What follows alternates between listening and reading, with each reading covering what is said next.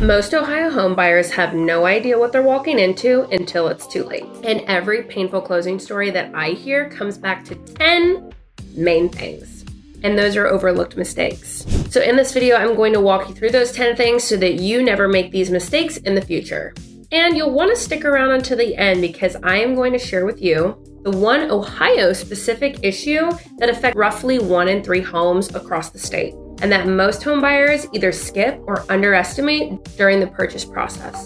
I had a buyer close a home in Ohio last year that came to me, and they had thought that they felt super prepared. They'd done their research, gotten their pre-approval, had toured the home twice, had read the seller disclosure, and they felt confident going into the closing table. 6 months later, they called me and told me these 3 things that they wish somebody would have told them before they bought.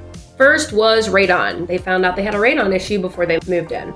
2, the property tax bill was actually higher than what they had originally budgeted for because they didn't understand how Ohio's assessment system worked. And 3rd was a maintenance issue, and it had been flagged as functional during the inspection, but it failed within the first year. None of those things were catastrophic, but all 3 of them together added up in the first year of homeownership. This made them feel financially tighter than what they thought they were going to be. All 3 of these things were totally preventable. And if you get the right information before closing, you can avoid these too. If we're just meeting, I am Andrea Kugler, team owner at AK Collective here at Bowling & Kugler Realty in Cincinnati, Ohio. Now let's look at the 10 things that most people who are looking to purchase a home overlook. Number 1, Ohio's property tax system works a little differently than what buyers expect. Ohio property taxes are paid in arrears, which means that you pay in the current year for the taxes that accrued last year. When you buy a home, the seller credits you that money on the closing statement. And it's for the portion of the year that they own the property. But your first full tax bill after closing often arrives on a timeline and at a dollar amount that surprises buyers who didn't fully understand that. Ohio closing costs typically run about 2 to 5% of the purchase price. Part of what makes up that range in the initial escrow deposit that your lender collects up front is to fund your property taxes and your homeowner's insurance accounts. Understanding that number before you sit at the closing table helps prevent one of the most common sources of surprises when it comes to purchasing a home.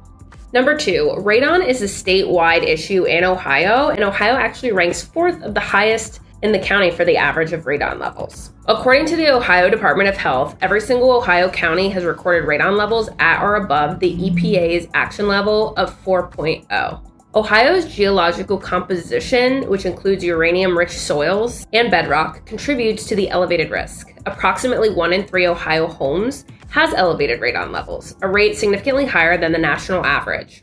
Radon is invisible and odorless, and most people don't even know what it is. You can't detect it unless you do testing, and that is part of the inspections that we recommend to our home buyers. A radon mitigation system typically runs anywhere from $1,200 to $2,000 depending on the size home you need and the size fan that you need. This is manageable, but as a home buyer, you should know that information going into the home purchase and not after you get to the closing table. So what I recommend, always include that radon inspection as part of your home inspection. Number 3, your basement is not just for storage, and it's a major financial variable. Ohio homes almost universally all have basements. And they are one of the most important and underinspected parts of the Ohio home purchase. Foundation cracks, water intrusion, inadequate drainage, and structural issues in a basement are among the most common and most expensive problems you can have after closing. A thorough inspection of your basement goes beyond just a walkthrough where you can look at it with the naked eye. A good home inspector is going to be able to identify the types of cracks that are not good to have in your foundation. It includes looking for water intrusion, making sure a sump pump is functioning if it's there, and understanding what is above the basement in terms of load-bearing structure. If there is any question during your home inspection of the condition of a basement, it's always best to invest in a structural engineer and get a second opinion. That may cost you $300 to $600 paying a structural engineer, but it could save you thousands after you close. Number 4, you need to understand that the seller's disclosure is just a starting point. It's not the whole picture. In Ohio, we have to fill out what's called a residential property disclosure form, and a seller has to disclose any known material defects to a potential buyer within the past 5 years. Sellers are not required to investigate issues that they're not aware of. They just need to disclose the ones that they are aware of. This is why we make sure that you get a home inspection and rely on the findings of that inspection. Buyers who read the disclosure and feel reassured without getting a full thorough inspection of the property are relying on incomplete information. What to do instead? Treat the seller disclosure as context for your inspection, but not a substitute for it. Use it to ask your inspector targeted questions about specific systems or an area that a seller has flagged having issues before. Just don't let a clean disclosure reduce your inspection scope. Number 5, Ohio's down payment systems are actually underused by buyers who qualify for them. The Ohio Housing Finance Agency administers multiple programs that can significantly reduce upfront costs for qualifying buyers. The OFA Down Payment Assistance Program provides 2.5% or 5% of the home's purchase price as a loan that is forgiven as long as the homeowner lives in the property for 7 years. The program works with 30-year fixed conventional loans, FHA, VA, USDA loans, and requires a minimum credit score of 640 for most loans. Most buyers who qualify for these types of assistance actually never apply because they assume they don't qualify or nobody tells them.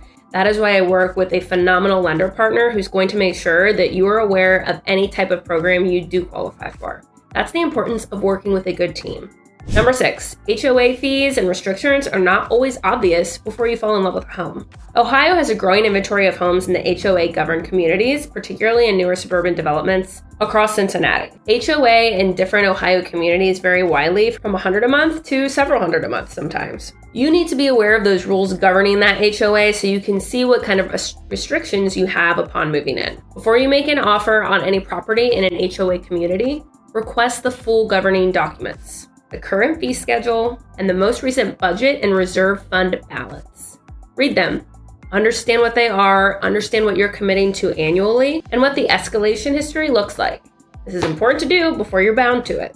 Number 7, older Ohio homes carry specific maintenance realities that buyers severely underestimate. Ohio actually has a significant inventory of homes built between the 1940s and the 1980s, which I think is pretty cool. These homes have genuine character and are often priced attractively, but they carry systems and structures that are at or typically near the end of their life. For example, an HVAC system that's getting close to 18 years old is going to end its life cycle soon. Hot water heaters are going to last you about 12 years. A roof that's getting close to the 15 to 20 year mark, it's going to have to be replaced soon. And those are all major price items to have to fix. What you need to do is find out the ages of those things, understand how they've been maintained, and then build out a realistic budget and time frame for when you will have to replace those items. I recommend building this into your first year of home ownership budget because you can never guarantee when a system's going to go out or not. If you have a home that was built in about the 1960s to the 1970s, I'd recommend setting aside a budget of $3,000 to $5,000 in your first year of homeownership for things that might come up. And as somebody whose first home was built in the 60s and second home built in the 60s, that pretty much rang true for me. Number 8, utilities in older homes are oftentimes higher, and buyers typically aren't budgeting for that.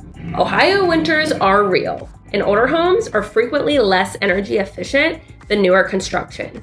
Research shows that older homes built before 1980 can cost 30 to 50% more to heat and cool than a modern efficient construction. Before you make an offer on any older home, just simply ask the seller to provide a full year of utility history.